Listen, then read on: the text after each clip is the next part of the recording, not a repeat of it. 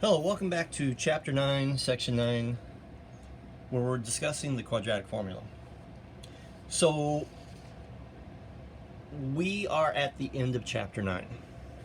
This is the last example in Chapter 9.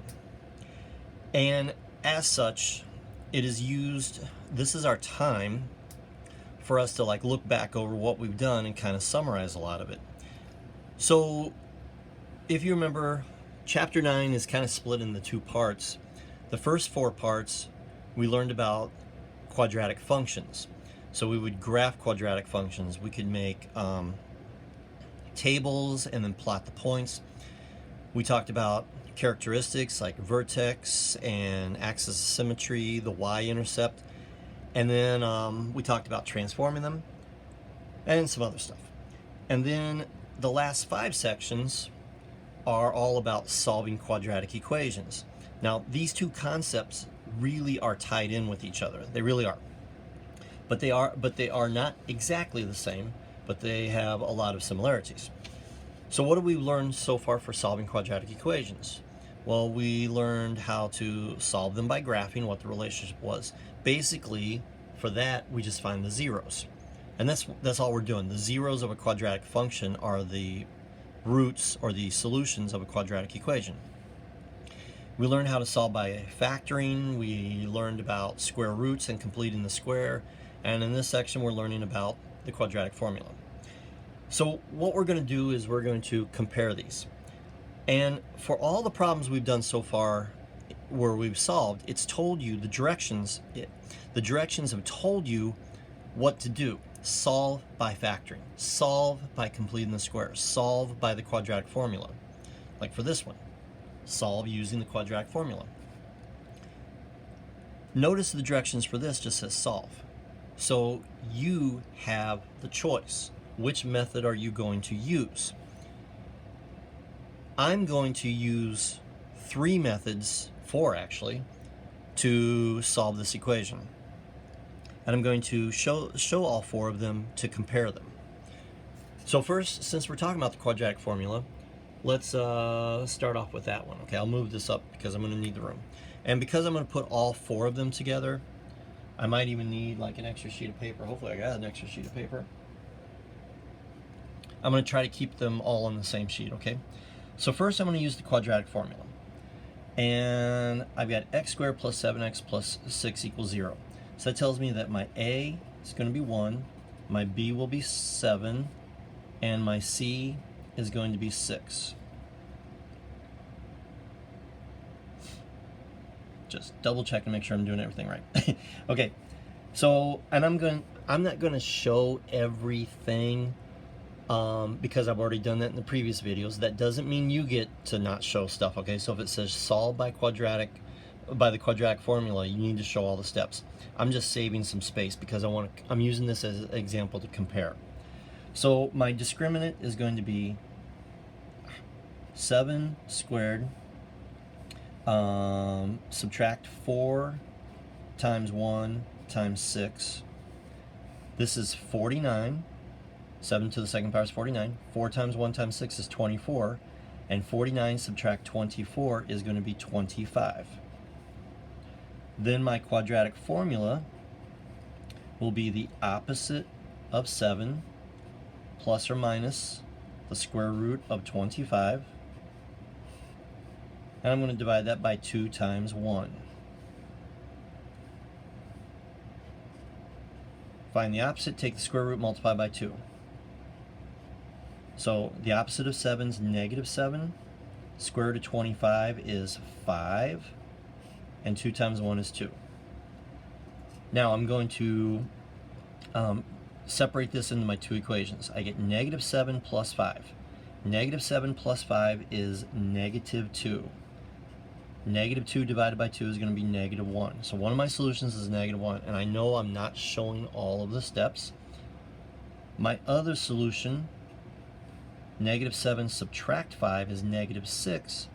And negative 12, I got ahead of myself. Negative 12 divided by 2 is negative 6.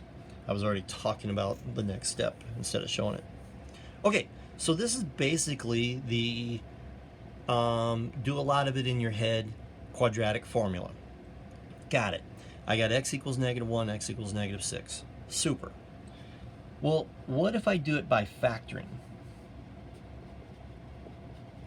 Now, I wanted to keep in mind that not every quadratic equation can be factored, so let's see if we can do this one. Well, two numbers multiply to give 6 but add to give 7, that can be factored.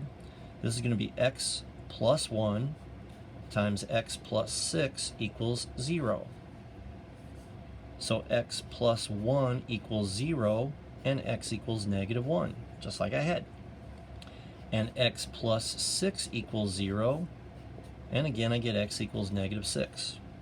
Now, you tell me which way seems to have more work. Which one seems like it's going to take more steps? I think factoring, even though sometimes it's difficult to show factoring, I think factoring is usually the easier method and it's the quicker method. But here's the deal.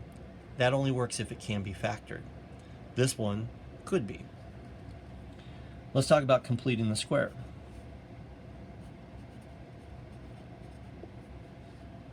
So I'm going to start off with x to the second power, and again, we already know how to complete the square, so I'm going to not necessarily go into every single step.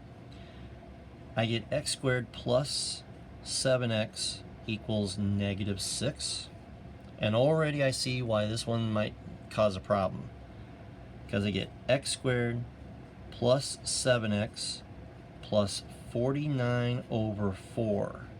7 divided by 2, then square it, and this equals -42 over, oops, no, that's not right. Sorry. I'm going to have plus 49 over 4, and I need to find a common denominator, -24, excuse me. -24 over 4. That's -6 with a common denominator. So this becomes x plus 7 over 2 squared equals 25 over 4. And when I take the square root, don't forget the plus or minus, I get x plus 7 over 2 equals plus or minus 5 over 2. And it turns out that that's going to be 5 subtract 7 over 2 and -5 subtract 7 over 2, which that gives me my two solutions over here. -2 over 2, I'm out of room. This will be x equals -1. I don't know why sometimes these markers don't work right. And this is going to be x equals -12 over 2, which is -6. So I still get the same thing. This one a little bit more difficult, even with the fractions. I'm going to show you one more method here, and this is with the TI-84. You can certainly do this with Desmos. I'm just using my iPad right now to record this, so I can't use my iPad to show Desmos. I'm sure there's a way of doing it, but I'm going to go this route anyway. Okay, so here's my function. Y equals x squared plus 7x plus 6, and here's my graph. Now notice that it crosses in two places. It looks like that's going to be -6 and -1. Here's a way to look at it. I go back and to make the TI-84. Oh, by the way, if this was Desmos, I would just tap on the screen and it would tell me what it is. But I'm going to go back and say y equals 0. I'm going to graph that. You don't see anything because y equals 0 is the x-axis. Then I have to go into this. Second, calculate. And I want to find the intersection. It asks me what two graphs I want. So yes, I only have two graphs, so I want that one. See at the top where it says y1, and there's y2. Those are the two graphs I want. And then here's my guess. What I'm going to do is I'm going to move that flashy thing. I don't know if you guys can see that. I'm going to move that flashy thing kind of over to this area. Hit enter. Tells me x equals -6. Then I got to do the same thing. So again, first curve, second curve. Now here's my other guess. I don't know if you can see that, but there, it's like flashing right there. X equals -1. So basically, by graphing And even if you graph it by hand, the graph is going to look something like this. And my 2 points are going to be x equals -6 and x equals -1. So you can choose if the directions don't tell you exactly what to do. If it says solve using this method, then do that method. But if it doesn't, you can choose these 4 methods. The one method, which is taking the square root, that's inside here, because see where I took the square root? So, and remember when we learned about completing the square, that meant that we take the square root when it doesn't work directly. We have to do something to make it work. Quadratic formula, factoring, completing the square, and graphing. All 4 of those methods work in this case.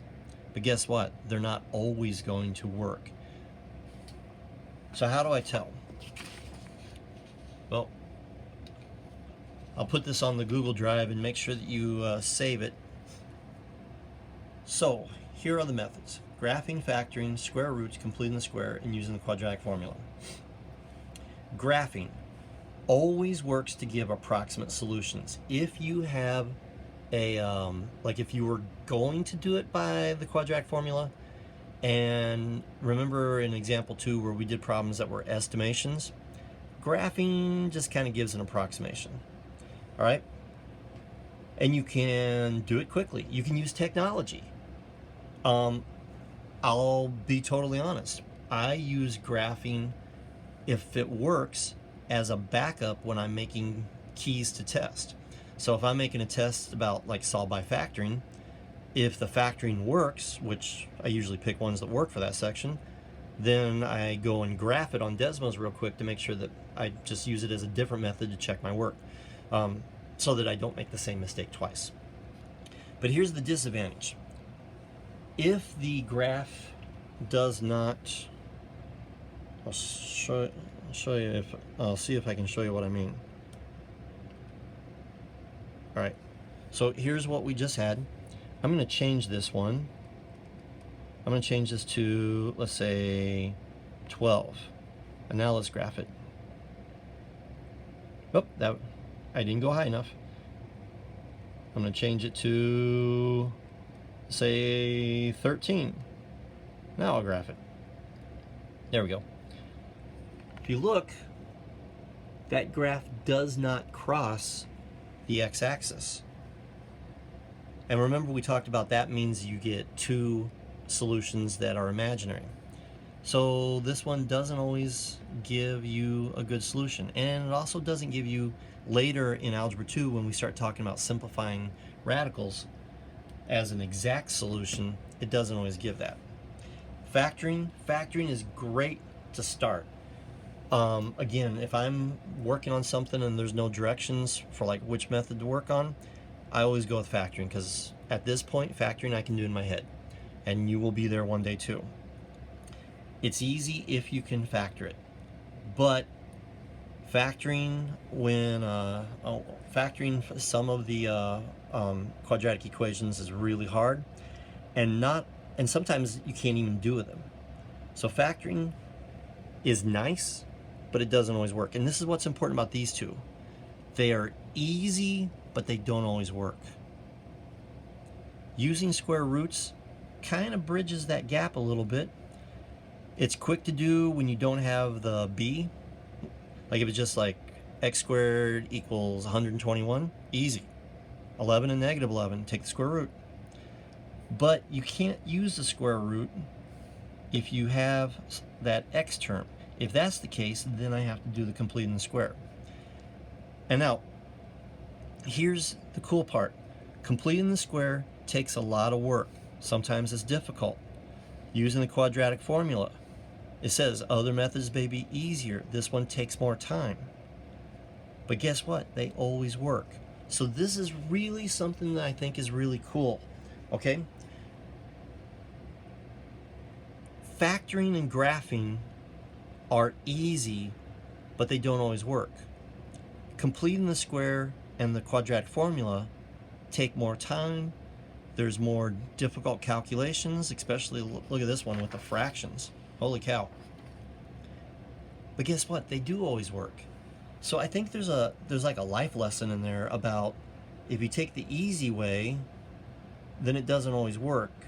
But if you take your time and go through complicated steps, then you will get it. Now, of course, this kind of falls apart because factoring and graphing do work sometimes. All right, and like I said, it's usually a good place to start. But I think that there's kind of like a powerful thing there in math that we just talked about. All right, we'll see you in the next video.